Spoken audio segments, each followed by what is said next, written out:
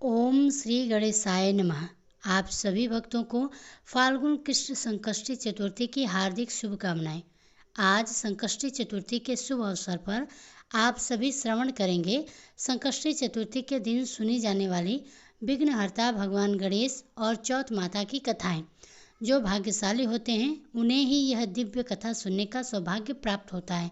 गणपति बप्पा की कृपा से यह कथा मनोकामनाएं पूर्ण करने वाली मानी जाती है। संतानहीनों को संतान सुख, निर्धनों को धन वैभव और संकटग्रस्तों को संकटों से मुक्ति मिलती है।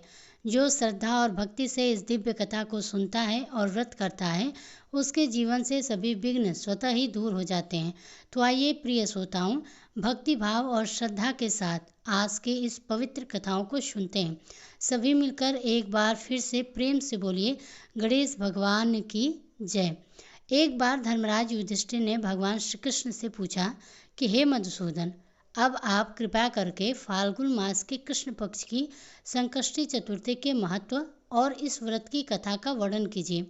तब भगवान श्री कृष्ण ने धर्मराज युधिष्ठिर को जो वृतांत सुनाया वह वृतांत एक समय देवी पार्वती जी के पूछने पर स्वयं गजानन महाराज ने भी उन्हें बताया। भगवान श्री कृष्ण धर्मराज युधिष्ठिर से कहते हैं कि हे युधिष्ठिर महाराज, अब मैं इस पवित्र व्रत की कथा का वृतांत सुनाता हूँ, ध्यानपूर्वक श्रवण करो। एक बार देवी पार्वती जी ने विघ्नहर्ता भगवान गणेश जी से पूछा कि हे गजानन, फाल्गुन कृष्ण चतुर्थी को गणेश जी की पूजा कैसे करनी चाहिए, इस महीने में किस नाम से पूजन होता है और आहार में क्या ग्रहण करना चाहिए। तब गणेश जी ने कहा कि हे माता, फाल्गुन चतुर्थी को हेवरम चतुर्थी के नाम से गणेश जी की पूजा करनी चाहिए। पूजा का विधान पहले से बताई गई विधि के अनुसार ही करना चाहिए। इस दिन खीर में कनेर के फूल मिलाकर गुलाबांश की लकड़ी से हवन करना चाहिए। विद्वानों का मानना है कि आहार में घी और चीनी लेना चाहिए। इससे संबंधित एक पूर्व काल का इतिहास सुनाता हूँ। युधिष्ठिर महाराज के प्रश्न के उत्तर में जैसा श्री कृष्ण ने कहा था उसे मैं सुनाता हूँ। भगवान श्री कृष्ण कहते हैं कि प्राचीन काल में युवास नामक एक राजा थे। वे धर्मात्मा, उदार दाता, देवताओं और ब्राह्मणों के पूजक थे। उस राजा के राज्य में विष्णु शर्मा नामक एक तपस्वी ब्राह्मण भी रहा करते थे। वेदवेता और धर्मशास्त्र थे। उनके 7 पुत्र हुए जो सभी धन धान्य से समृद्ध थे, परंतु पारस्परिक कलह के कारण सब अलग अलग होकर रहने लगे। विष्णु शर्मा प्रत्येक पुत्र के घर में बारी बारी से एक एक दिन भोजन किया करते थे। बहुत दिन बीतने के बाद वे बूढ़े होकर कमज़ोर हो गए। वृद्ध होने के कारण उनकी सारी बहुएं अब उनका अनादर करने लगी। वे पहले की तरह उनकी देखभाल नहीं किया करती थी और ना ही उन्हें सम्मान देती। अब विष्णु शर्मा तिरस्कृत होकर रोते रहते थे। फिर एक समय की बात है कि विष्णु शर्मा गणेश चतुर्थी का व्रत रहकर अपनी बड़ी पुत्र वधू के घर गए। उन ब्राह्मण ने कहा कि हे बहुरानी, आज गणेश जी का व्रत है, तुम पूजन की सामग्री जुटा दो। गणेश जी प्रसन्न होकर तुम्हें प्रचुर धन देंगे। अपने ससुर की बात को सुनकर बहू कर्कश स्वर में बोली, हे पिताजी, मुझे घर के कामों से ही फुर्सत नहीं है, फिर उन झेलों में पड़ने का कहाँ अवकाश है। हे ससुर जी, आप हमेशा ही कोई न कोई नाटक रचते रहते हैं। आज गणेश जी का बहाना लेकर फिर आप पहुँचे हैं। मैं गणेश जी का व्रत नहीं जानती हूँ और न ही मैं गणेश जी को मानती हूँ। आप यहाँ से जाइए। इस प्रकार से बहू से झड़ सुनकर वह 6 बहुओं के घर बारी बारी गए, परंतु सभी ने वैसे ही बात कही। सभी जगहों से अपमानित होकर वह कृषकाय ब्राह्मण अब बड़े दुखी हुए। उसके बाद वह अपनी छोटी बहू के घर जाकर बैठ गए। छोटी बहू बहुत ही धनहीन थी। वह संकोच में पड़कर अपनी छोटी बहू से कहने लगे कि अरे बहुरानी, अब मैं कहाँ जाऊँ? 6 बहुओं ने तो मुझे फटकार दिया है। तुम्हारे यहाँ तो व्रत सामग्री एकत्रित करने का कोई साधन भी नहीं दिख रहा है। मैं खुद बहुत वृद्ध हूँ। हे कल्याणी बहू, मैं बार बार सोचता हूँ कि इस व्रत में सिद्धि मिलेगी और सभी कष्टों का अंत होगा। अपने ससुर की बात को सुनकर छोटी बहू कहने लगी कि पिताजी, आप इतने दुखी क्यों हो रहे हो? आप अपनी इच्छा के अनुसार व्रत कीजिए। मैं भी आपके साथ आज संकट नाटक व्रत करूँगी। इससे हमारे दुख दूर होंगे। ऐसा कहकर छोटी बहू घर के काम काज में निपटाकर बाहर जाकर भिक्षा मांग लाई। अपने और अपने ससुर के लिए अलग अलग लड्डू उसने बनाए। चंदन, फूल, धूप, अक्षत, दीप, नैवेद्य और तांबुत उसने सब अलग अलग करके ससुर के साथ गणेश जी का पूजन किया। पूजन करने के बाद उसने अपने ससुर को सम्मानपूर्वक भोजन कराया। भोजन के अभाव में स्वयं कुछ भी ना खाकर वह निराहार रही। भगवान गणेश कहते हैं कि हे देवी, अर्धरात्रि के बाद उसके ससुर विष्णु शर्मा को दैत्य होने लगी। उससे उनके दोनों पैरों पर छींटे पड़ गए। उसने ससुर के पैर धुलाकर शरीर पोंछा। अब वह दुख करने की लगी, मुझ हतभागे के कारण आपकी ऐसी दशा क्यों हुई? हे पिताजी, रात को अब मैं कहाँ जाऊँ? मुझे अब आप ही कोई उपाय बताइए।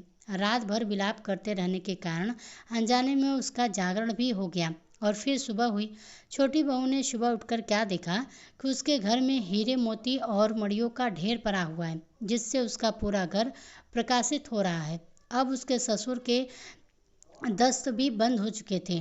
आज आर्य में पढ़कर वह अपने ससुर से पूछने लगी कि पिताजी, यह क्या बात है? यह संपत्ति किसकी है? अरे, इतना मड़ी मुर्गा आदि हमारे घर में कहाँ से आ गए? पिताजी, क्या कोई हम लोगों को चोरी में फंसाने के उद्देश्य से घर में तो नहीं डाल गया?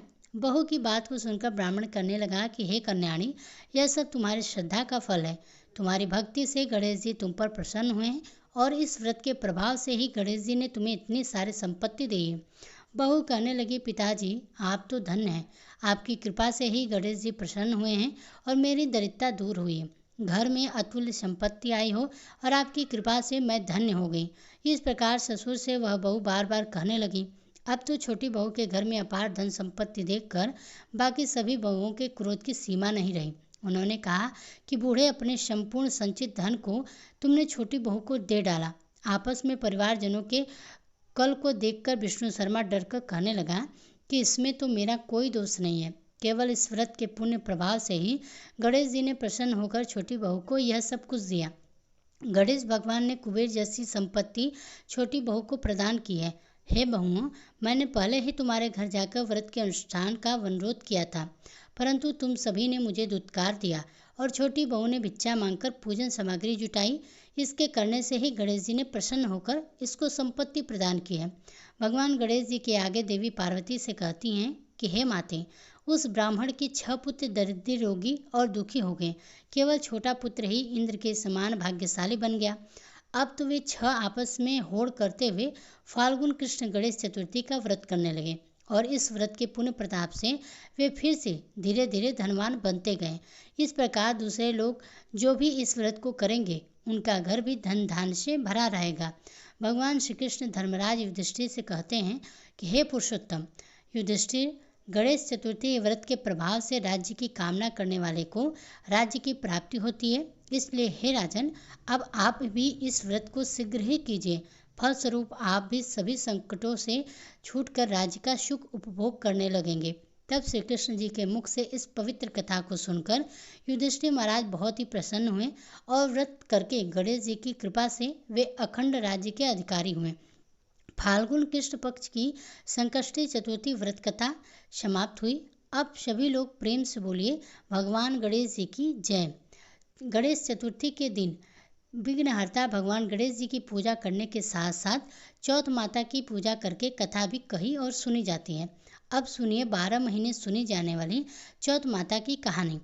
एक नगर में एक बूढ़ी माँ रहती थी। वह अपने बेटे को हर संकट से बचाने के लिए 12 महीनों की चौथ किया करती थी। हर चौथ को पंसारे से थोड़ा गुड़ और घी लेकर 4 लड्डू बनाती, एक बेटे को देती, एक से पूजा करती, एक हाथ के लिए रखती और एक चंद्रमा उगने पर खुद खा लेती। एक बार उसका बेटा ताई से मिलने गया। उस दिन चौथ का दिन था। ताई ने भी व्रत रखा था। उसने ताई से पूछा कि माँ तो 12 चौथ का व्रत करती है। तब ताई बोली, तेरी माँ तेरी कमाई से तरमा खाने के लिए 12 चौथ करती है। तू परदेश जाए तो वह एक भी जत्न नहीं करेगी। लड़के को लगा कि ताई सच कह रही है। घर जाकर उसने अपनी माँ से कहा, माँ, मैं परदेश जा रहा हूँ, यहाँ पर मेरी कमाई खाने पीने में ही उड़ा देती है। माँ ने समझा कर रोकना चाहा, बेटा नहीं माना। माँ ने उसे साथ ले जाने के लिए कहा। चौथ माँ के आंखें दी और कहा, मुसीबत में यह आंखें तेरी सहायता करेंगे। तब वह बेटा आंखें लेकर रवाना हो गया। घूमते हुए एक दूसरे नगर में जा पहुँचा। उसने देखा कि एक बूढ़ी माँ रोती जा रही थी और पुआ बनाती जा रही थी। उसने कारण पूछा तो बूढ़ी माँ ने कहा, बेटा, इस नगर की पहाड़ी पर एक दैत्य रहता है। पहले वह नगर में आकर कई लोगों को खाने के लिए मार देता था। अब राजा हर घर से एक आदमी उस दैत्य के पास भेजता है और आज मेरे बेटे की बारी है, इसलिए रो रही हूँ और उसी के लिए पुए भी बना रही हूँ। तब लड़का बोला कि तू पुए मुझे खिलाती, तेरे बेटे की जगह मैं चला जाता हूँ। तब बूढ़ी माँ ने खीर पुए उसे खिला दिए। खा पीकर वह सो गया। रात को जब राजा के सैनिक आए तो बूढ़ी माँ ने उसे भेज दिया। दैत्य के सामने पहुंचने पर उसने चौथ माता की आंखें दैत्य की तरफ फेंक कर कहा, हे चौथ माता, अगर मेरी माँ ने मेरी सलामती के लिए व्रत करती हैं तो दैत्य का सिर कट कर गिर जाए। कहते ही तुरंत दैत्य का सिर कटकर लड़का वापस आ गया। अब राजा ने उसे उपहार देकर विदा कर दिया। वह एक दूसरे राजा के नगर में जा पहुंचा। इस राज्य में आवा तभी पकता था जब एक इंसान की बलि दी जाती थी। सिपाहियों ने उसे पकड़कर आवे में चूने में डाल दिया। लड़के ने आंखें रावे में डाले और कहा, हे चौथ माता, अगर मेरी माँ ने मेरे लिए व्रत करती है तो यह आवा मेरी बलि के लिए बिना झट से पक जाए। आवा तुरंत पक गया। आवे में से मिट्टी की जगह सोने चांदी के बर्तन निकले। लड़का बोला, बर्तन धीरे धीरे निकालना, कहीं मुझे न लग जाए। राजा ने उसे निकलवाया और उससे पूछा कि इस आवे में से तुम कैसे बच गए। लड़के ने बताया कि उसकी माँ चौथ माता का व्रत किया करती है, व्रत के कारण ही वह बच पाया है। राजा को विश्वास नहीं हुआ। उसने एक चांदी की सुराही मंगवाई और कहा कि सुराही की नली से निकलकर दिखाओ, तभी मुझे विश्वास होगा। लड़के ने चौथ माता को एक बार फिर से याद करके आंखें सुराही में डाली और कहने लगा कि मैं भंवरा बनूं, सुराही से निकलूं। लड़का भंवरा बनकर तुरंत सुराही से निकल गया। अब तो राजा ने प्रसन्न होकर राजकुमारी का विवाह उसके साथ करवा दिया और सभी लोगों को चौथ माता का व्रत करने के लिए कहा। उधर अब लड़के को अपनी ये माँ की याद आई। उसने राजा के पास जाकर खुद के नगर जाने की इच्छा जाहिर की। राजा ने रथ, घोड़े, हाथी का खूब सारा दान दहेज देकर उन्हें विदा कर दिया। चौथ के दिन वह लड़का अपने नगर पहुंचा। वह अकेला पंसारे के यहाँ माँ का इंतजार करने लगा। सोचा चौथ है तो माँ यहाँ जरूर आएगी। थोड़ी ही देर बाद लड़का टकती हुई उसकी माँ उसे आते हुए दिखाई दी। बेटा माँ के चरणों में गिर पड़ा, कहने लगा, माँ, मैं तेरा बेटा हूँ, मुझे माफ़ कर दो। माँ ने उसे उठाकर गले लगा लिया। अब तो लोग चौथ माता की जय जयकार करने लगे। उससे अब सभी लोग चौथ माता का व्रत करने लगे। जो ये चौथ माता, जैसे बूढ़ी माँ और उसके बेटे की सहायता आपने की, वैसे ही हम सभी की करना।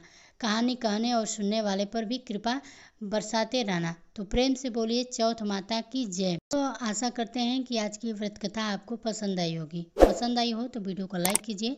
इसी तरह की अन्य व्रत कथाओं को सुनने के लिए हमारे चैनल को सब्सक्राइब जरूर कीजिए।